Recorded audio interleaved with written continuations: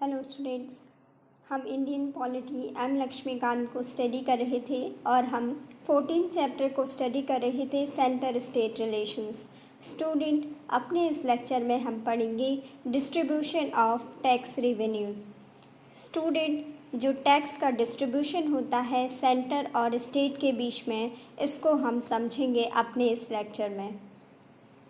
Student, जो tax revenues हैं उसके डिस्ट्रीब्यूशन को लेकर, जैसा कि आज हम देखते हैं कि जो हमारी सेंट्रल गवर्नमेंट है और साथ ही जो हमारी स्टेट गवर्नमेंट है, इन दोनों के बीच में जो भी टैक्स का डिस्ट्रीब्यूशन होता है, जैसे कि जो जीएसटी है, गुड्स एंड सर्विसेज टैक्स है, या फिर अदर जो भी इनकम टैक्स हैं, कॉरपोरेशन टैक्स हैं, या फिर जो भी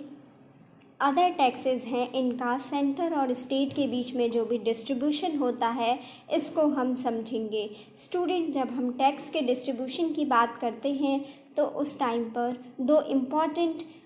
एक्ट हम इसमें पढ़ेंगे। स्टूडेंट, उसमें सबसे पहले आता है 18th अमेंडमेंट एक्ट ऑफ 2000 और उसके बाद सेकेंड नंबर पर आता है 101st amendment act of 2016। Student, जो 101st अमेंडमेंट एक्ट ऑफ 2016 है, इसको तो हमने अपने प्रीवियस लेक्चर में भी पढ़ लिया था और मैंने आपको बताया भी था कि ये जो 101st अमेंडमेंट एक्ट ऑफ 2016 है, ये क्या कहलाता है, ये गुड्स एंड, इसके थ्रू हमारे कॉन्स्टिट्यूशन में जो गुड्स एंड सर्विसेज टैक्स है, जो जीएसटी है, उसके स्पेशल प्रोविजंस को हमारे कॉन्स्टिट्यूशन में ऐड किया गया था। और स्टूडेंट, मैंने आपको बताया था कि ये जो 101st अमेंडमेंट एक्ट ऑफ 2016 है, इसमें ऐसे प्रोविज़न किए गए थे, उससे पहले कोई भी ऐसा टैक्स नहीं था जो कि कंकरेंट लिस्ट में दिया गया हो और उस टैक्स से रिलेटेड जो जुरिस्डिक्शन की पावर हो वो पार्लियामेंट और स्टेट लेजिस्लेचर दोनों के पास हो। लेकिन स्टूडेंट, जब ये 101st अमेंडमेंट एक्ट ऑफ 2016 के थ्रू जीएसटी को हमारे कॉन्स्टिट्यूशन में ऐड किया गया, तो उसमें ऐसे प्रोविज़न बनाए गए जीएसटी के अंडर कि जो जीएसटी है उसमें जो भी टैक्स को इम्प्लीमेंट करने की पावर है वो हमारी सेंट्रल गवर्नमेंट के पास भी होगी और वो पावर हमारी स्टेट लेजिस्लेचर के पास भी होगी। बेसिकली स्टूडेंट, कहने का मीन्स ये है कि जीएसटी से रिलेटेड जो भी टैक्स है उसको इम्पोज करने की पावर स्टेट लेजिस्लेचर के पास भी होगी और साथ ही जो हमारी पार्लियामेंट है उसके पास भी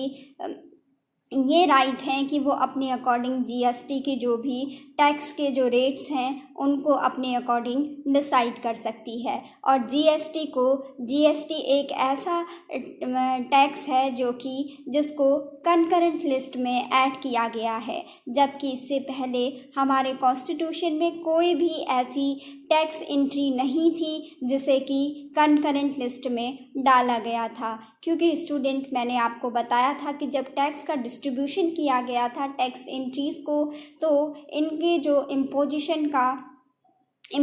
का जो राइट था वो सेंट्रल गवर्नमेंट और स्टेट गवर्नमेंट, अगर हम सेंट्रल की बात करते हैं तो उसमें आती है पार्लियामेंट, यानी पार्लियामेंट और स्टेट लेजिस्लेचर के बीच में बिल्कुल क्या है, सेपरेटली इन टैक्स को डिवाइड कर दिया गया था, जिससे कि टैक्स को लेकर इन दोनों के बीच में किसी भी प्रकार का कोई कॉन्ट्राडिक्शन ना रहे। लेकिन स्टूडेंट, जो ये 101st अमेंडमेंट एक्ट ऑफ 2016 आया तो इसने हमारे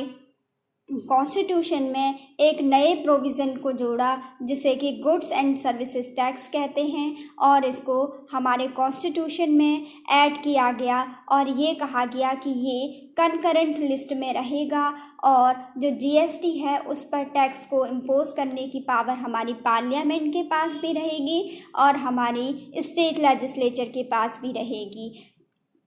स्टूडेंट, तो क्या है, इससे एक मेजर चेंज आया हमारे सेंटर और स्टेट के बीच में जो टैक्स रेवेन्यूज़ का जो डिस्ट्रीब्यूशन है उसको लेकर। स्टूडेंट, जो सेंटर और स्टेट के बीच में जो टैक्स रेवेन्यूज़ हैं उनके डिस्ट्रीब्यूशन को लेकर जो एक और इम्पॉर्टेंट एक्ट है वो है 80th अमेंडमेंट एक्ट ऑफ 2000। अब आप सब ने 101st अमेंडमेंट एक्ट ऑफ 2016 को तो काफ़ी बार पढ़ा होगा, ये न्यूज़ में भी था जब ये आया था, और उसको क्या है हम लोगों ने काफ़ी बार अब जीएसटी को क्या है एप्लीकेबल कंट्री में कर दिया गया है, तो इसलिए काफ़ी बार हमने सुना है। लेकिन जो 80th अमेंडमेंट एक्ट ऑफ 2000 है इसको आपने काफ़ी कम सुना होगा।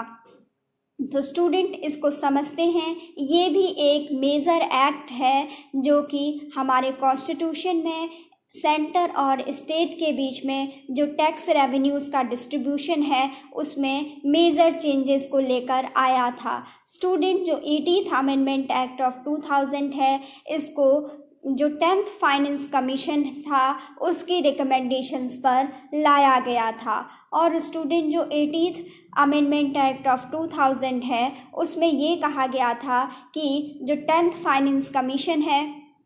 स्टूडेंट बेसिकली उसकी रिकमेंडेशन है उसके बेसिस पर ही ये 80th अमेंडमेंट एक्ट ऑफ 2000 को एप्लीकेबल बनाया गया था, इफ़ेक्टिव बनाया गया था। स्टूडेंट अब हम देखेंगे कि जो ये 10th फाइनेंस कमीशन है इसमें क्या कहा गया। स्टूडेंट 10th फाइनेंस कमीशन में जो 80th अमेंडमेंट एक्ट आया 2000 का, इसमें ये कहा गया था, इसमें ये रिकमेंडेशन दी गई थी 10th फाइनेंस कमीशन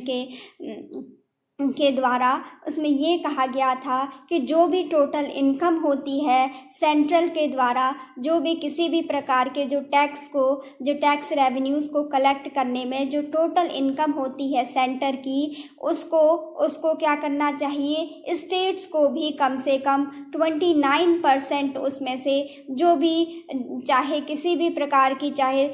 जो इनकम हो टैक्स से हो, जो भी सेंट्रल टैक्स हैं, जो भी ड्यूटीज़ हैं, उन पर जो भी टैक्स लगाया जाता है, और जो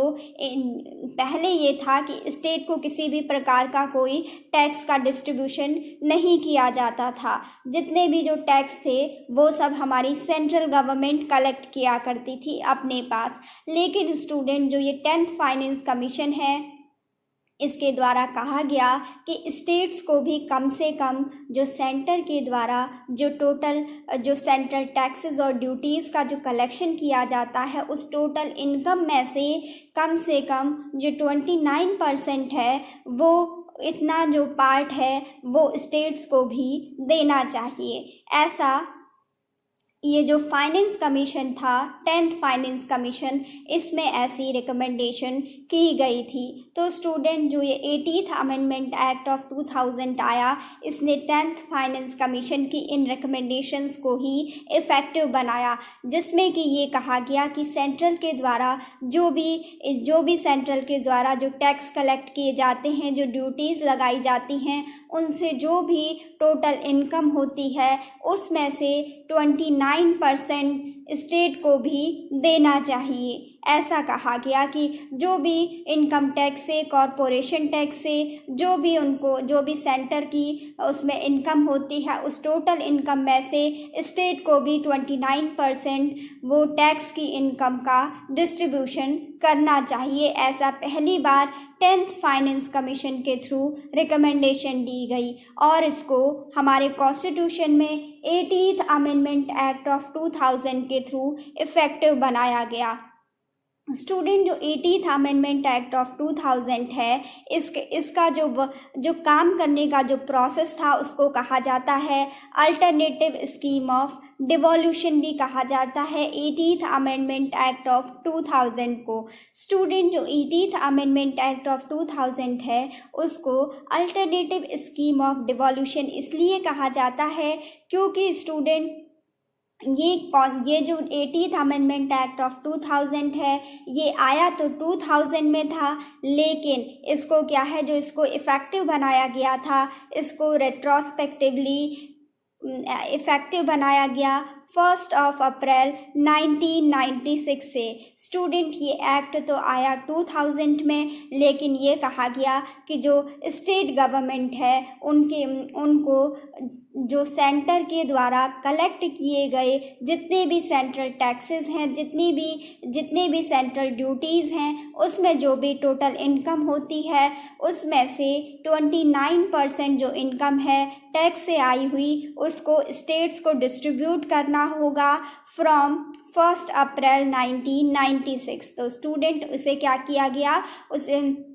1 अप्रैल 1996 से जितनी भी इनकम हुई है स्टेट को उसे डिस्ट्रीब्यूट करने को कहा गया सेंटर के थ्रू। तो स्टूडेंट इसीलिए ये जो 18th अमेंडमेंट एक्ट ऑफ 2000 है और ये जो 101st अमेंडमेंट एक्ट ऑफ 2016 है, इन्हें सेंटर और स्टेट के बीच में टैक्स रेवेन्यूज़ के डिस्ट्रीब्यूशन को लेकर काफ़ी इम्पॉर्टेंट एक्ट माना जाता है। क्योंकि स्टूडेंट अगर देखा जाए तो ये जो 18th अमेंडमेंट एक्ट ऑफ 2000 है, इसके थ्रू पहली बार स्टेट्स के लिए प्रोविज़न किया गया कि जो सेंट्रल टैक्सेस हैं उनमें से कुछ पार्ट जो है टैक्स की इनकम का वो स्टेट्स में भी डिस्ट्रीब्यूट किया जाना चाहिए।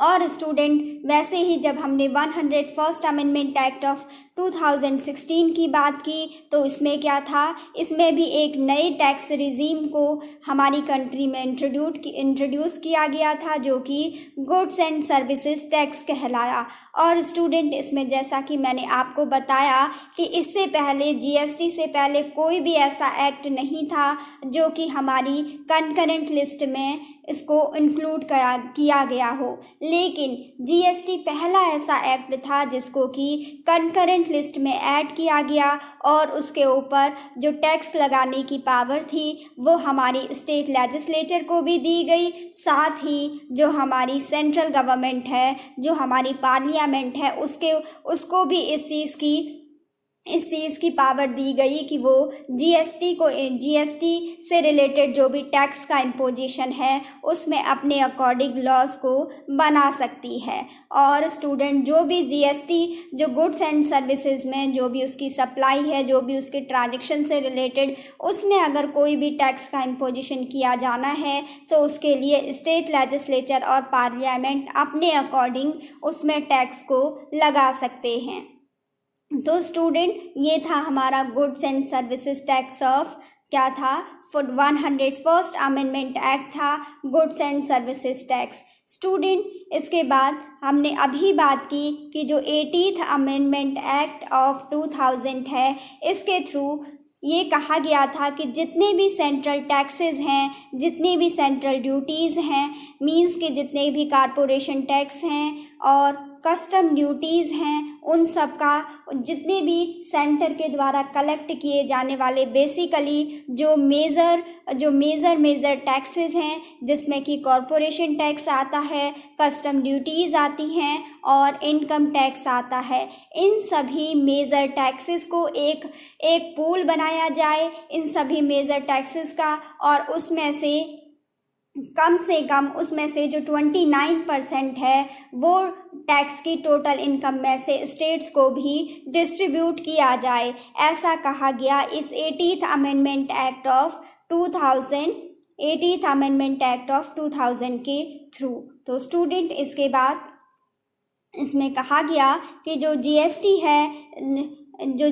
है इसने भी क्या किया, जो गुड्स एंड सर्विसेज टैक्स है अगर हम इसकी बात करते हैं तो इसने बहुत सारे जो यूनियन गवर्नमेंट के और स्टेट गवर्नमेंट के जो इनडायरेक्ट टैक्सेस थे उनको अपने अंदर सब्ज्यूम कर लिया। यानी स्टूडेंट जब जीएसटी नहीं था 2016 से पहले तो सेंट्रल गवर्नमेंट और स्टेट गवर्नमेंट के द्वारा बहुत सारे इनडायरेक्ट टैक्सेस अलग अलग चीज़ों की सप्लाई में, गुड्स और सर्विसेज की सप्लाई में लगाए जाते थे, उनके ट्रांजैक्शन में लगाए जाते थे। लेकिन स्टूडेंट जब से गुड्स एंड सर्विसेज टैक्स आया है तो उसने सेंटर और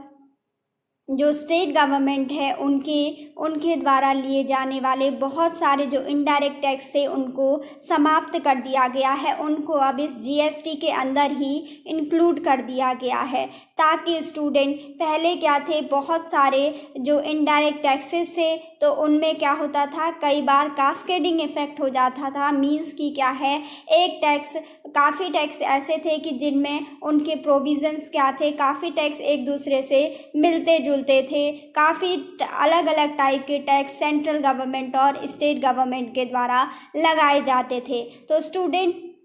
जब से जीएसटी आया है तो इन सबको जीएसटी के अंदर कंज्यूम कर दिया गया और अब केवल एक ही टैक्स लगाया जाता है जिसे कि गुड्स एंड सर्विसेज टैक्स कहा जाता है। स्टूडेंट अब हम समझेंगे कि जो ये अमेंडमेंट है जिसके थ्रू ये जो जीएसटी लाया गया था, जिसे कि हम 101st अमेंडमेंट एक्ट ऑफ 2016 कहते हैं। स्टूडेंट इसमें समझेंगे कि ऐसे कौन कौन से सेंट्रल इनडायरेक्ट टैक्सेस थे कि जिनको अब इसके अंदर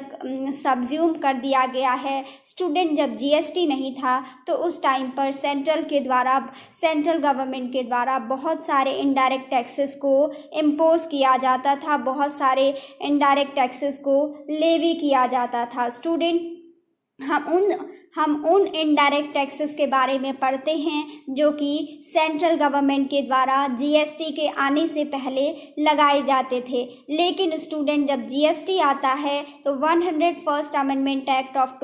2016 के थ्रू इन सारे सेंट्रल गवर्नमेंट के टैक्सेस को, ये जो भी इनडायरेक्ट टैक्स थे, इन सबको हटा दिया गया, इन सबको जीएसटी के अंदर ही सब्ज्यूम कर दिया गया। तो स्टूडेंट हम समझते हैं कि जीएसटी के आने से पहले कौन कौन से ऐसे टैक्स थे जो कि सेंट्रल गवर्नमेंट के द्वारा लगाए जाते थे, ऐसे कौन कौन से इनडायरेक्ट टैक्स थे। स्टूडेंट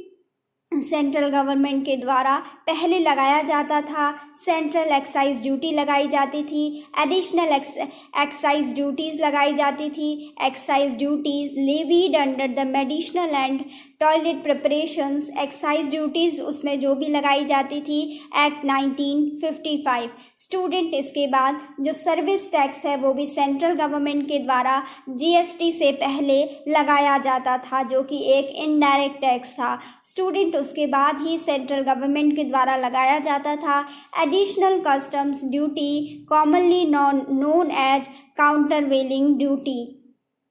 स्टूडेंट जो भी कोई बाहर से कोई भी एक्सपोर्ट होता था तो उस पर क्या करती थी, उस पर इम्पोर्ट ड्यूटी लगाई जाती थी। किसी भी फॉरेन कंट्री से अगर कोई भी हमारी कंट्री में कोई प्रोडक्ट आता था जिससे कि जो हमारी, अगर मान लीजिए बाहर से कोई क्या है को काफ़ी सस्ता प्रोडक्ट आ रहा है तो उसके लिए यहाँ पर इम्पोर्ट ड्यूटीज़ लगा दी जाती थी ताकि जो इंडिया के प्रोड्यूसर हैं उनको क्या हो, उनको लॉस ना हो।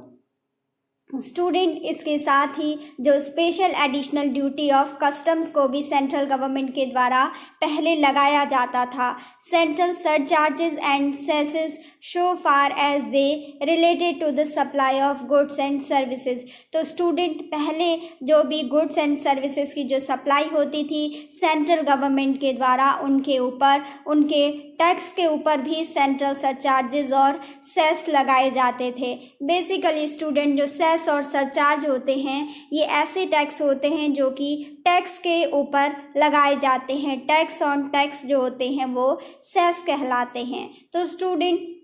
ये सब बात है कि जब हमारा जीएसटी नहीं आया था तब ये सारे ऐसे सेंट्रल गवर्नमेंट के द्वारा लगाए जाने वाले इनडायरेक्ट टैक्स थे। लेकिन जब से जीएसटी आया तो इन सब टैक्स को जीएसटी में ही सब्ज्यूम कर दिया गया। स्टूडेंट ऐसे ही ये तो पढ़े हमने सेंट्रल गवर्नमेंट के द्वारा एप्लीकेबल पहले जो इम्पोज किए जाते थे इनडायरेक्ट टैक्स। अब हम पढ़ेंगे कुछ स्टेट गवर्नमेंट्स के द्वारा ही क्या थे, कुछ ऐसे टैक्सेस थे जो कि लगाए जाते थे, उनको भी हम देखेंगे। लेकिन स्टूडेंट इसमें क्या है, कुछ और भी इसी प्रकार से अमेंडमेंट प्रोवाइड कराए गए हमारे कॉन्स्टिट्यूशन में इस जीएसटी के थ्रू, जिसमें कि कुछ जो अदर टैक्सेस हैं उनको भी जीएसटी के अंदर ही सब्ज्यूम कर दिया गया। उसमें आता है स्टेट वैल्यू एडेड टैक्स, जिसे कि सेल्स टैक्स भी कहते हैं, इसको भी अब जीएसटी के अंदर ही सब्ज्यूम कर दिया गया है। और स्टूडेंट उसके बाद आता है इंटरटेनमेंट टैक्स। स्टूडेंट जैसे हम कभी भी अगर मूवी वगैरह देखने जाते थे पहले, तो उसमें क्या होता है, वहाँ पर जो टिकट होता है उसमें इंटरटेनमेंट टैक्स लिखा रहता है। लेकिन अब जब से जीएसटी आया है 2016 के बाद, इस इंटरटेन टैक्स को भी हटा दिया गया है, इसको सब्ज्यूम कर दिया गया है। अब उसकी जगह पर जीएसटी ही देना होता है स्टूडेंट। इसके बाद नेक्स्ट है सेंट्रल सेल्स टैक्स। जो सेंट्रल सेल्स टैक्स है ये भी क्या है, अब इसको हटा दिया गया है और इसको किसके द्वारा लेवी किया जाता था। जो सेंट्रल सेल्स टैक्स है इसको सेंटर के द्वारा इम्पोज किया जाता था, लेकिन इसको जो कलेक्ट किया जाता था वो स्टेट्स के द्वारा कलेक्ट किया जाता था स्टूडेंट। इसी प्रकार से ऑक्ट्रॉय एंड एंट्री टैक्स भी जो पहले इनडायरेक्ट टैक्स था और इसको भी अब जीएसटी में सब्ज्यूम कर दिया गया है स्टूडेंट। इसी तरीके से जो परचेज टैक्स था वो लगता था, लग्जरी टैक्स था वो कुछ गुड्स एंड गुड्स पे लगता था, लेकिन इसको भी, इन सब टैक्सेस को भी अब जीएसटी के आने के बाद इनको जीएसटी में ही सब्ज्यूम कर दिया गया है। और अब इन सब टैक्सों की जगह पर केवल एक टैक्स है जो गुड्स एंड सर्विसेज टैक्स कहलाता है स्टूडेंट। इसके साथ ही कुछ और भी टैक्सेस हैं जो पहले थे, जैसे कि tax on lottery, batting and gambling. तो स्टूडेंट पहले लॉटरी पे टैक्स लगता था, बैटिंग पे, गैम्बलिंग पर, इन सब पर भी इनडायरेक्ट टैक्सेस लगाए जाते थे। लेकिन अब क्या है, इन सब को सब्ज्यूम कर दिया गया है और अब केवल जीएसटी ही लगाया जाता है स्टूडेंट। इसके बाद नेक्स्ट है state surcharges and cesses in so far as they related to the supply of goods and services. Student पहले स्टेट्स के द्वारा जो गुड्स की सप्लाई और जो भी अगर सर्विसेज की सप्लाई होती थी, तो उसमें भी गुड्स और सर्विसेज की सप्लाई पर भी क्या होता था, स्टेट के द्वारा सरचार्ज और सेस का इम्पोजिशन किया जाता था। लेकिन स्टूडेंट अब इसको भी जीएसटी में सब्ज्यूम कर दिया गया है स्टूडेंट। जब हमारे कॉन्स्टिट्यूशन में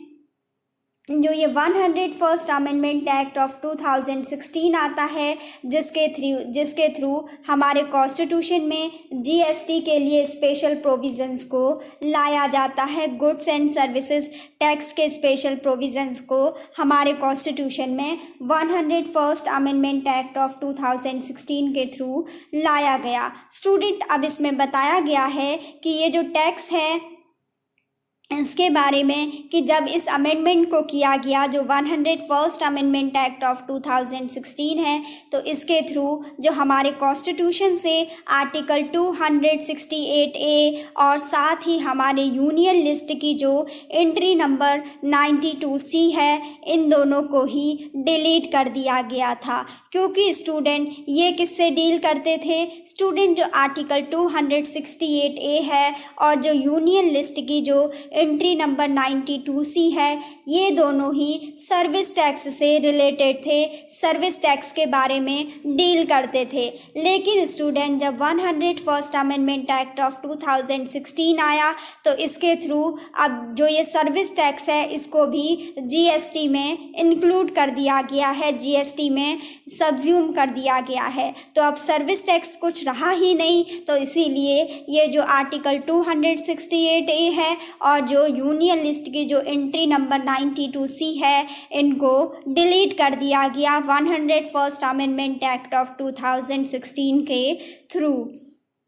और स्टूडेंट साथ ही ये बताया गया है कि ये जो आर्टिकल था, आर्टिकल 268A और जो यूनियन लिस्ट की जो एंट्री थी, एंट्री नंबर 92C, इसमें बताया गया है कि इन दोनों को जो प्रोविज़न थे जो कि सर्विस टैक्स से डील करते थे, इसको 88th अमेंडमेंट एक्ट ऑफ 2003 के थ्रू हमारे कॉन्स्टिट्यूशन में ऐड किया गया था। लेकिन 2016 में जब जीएसटी आता है, जब 101st अमेंडमेंट एक्ट होता है, तो उस टाइम पर इन दोनों को ही डिलीट कर दिया जाता है हमारे कॉन्स्टिट्यूशन से। साथ ही स्टूडेंट हम जानते हैं कि जो सर्विस टैक्स है, सर्विस टैक्स को जो इम्पोज किया जाता है, इसको जो लेवी किया जाता है वो सेंटर के द्वारा किया जाता है। और जो सर्विस टैक्स की कलेक्शन की बात आती है तो इसका कलेक्शन है वो सेंट्रल और स्टेट गवर्नमेंट दोनों के ही द्वारा ही किया जा सकता है। और साथ ही स्टूडेंट जो इसका डिस्ट्रीब्यूशन है वो भी सेंटर और स्टेट दोनों के ही द्वारा किया जा सकता है। दोनों के ही बीच में, सेंटर और स्टेट दोनों के ही बीच में सर्विस टैक्स को डिस्ट्रीब्यूट किया जाएगा। तो स्टूडेंट अगर सर्विस टैक्स के बारे में पूछा जाए, जो सर्विस टैक्स था जो कि पहले लिया जाता था उसको सेंटर के द्वारा लिया जाता था, लेकिन क्या है जो उसका कलेक्शन था और जो उसका कंजम्पशन था वो सेंटर और स्टेट दोनों के ही द्वारा किया जाता था।